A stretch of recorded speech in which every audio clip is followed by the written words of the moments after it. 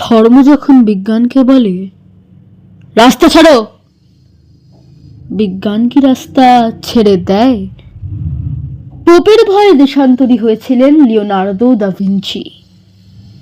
সারাদিন একটা অন্ধকার ঘরের মধ্যে পায়চারি করতেন গ্যালিলিও গ্যালিলেই। তাকে পাহারা দেওয়ার জন্য বসে থাকত একজন ধর্মের পেয়াদা, যার চোখের পাতা বাতাসেও নড়ত না। বিজ্ঞান কি তখন থেমেছিল?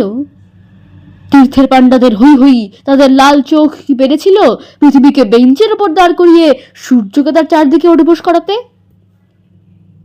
ধর্ম যতদিন দুঃখী মানুষকে বেঁচে থাকার সাহস দেয়, ততদিন রাস্তা নিয়ে কারো সঙ্গে তার ঝগড়া থাকে না।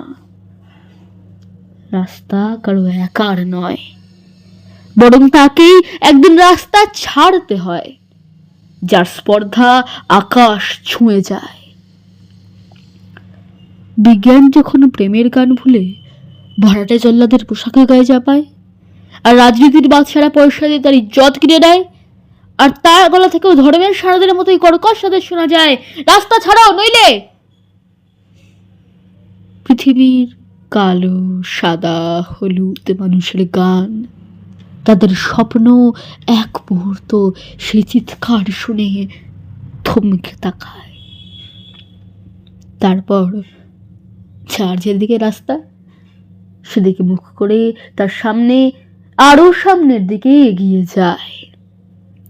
কেউ কারোকে রাস্তা ছেড়ে দেয় না। যতদিন এই পৃথিবীতে গান থাকে, গানের মানুষ থাকে, স্বপ্ন থাকে।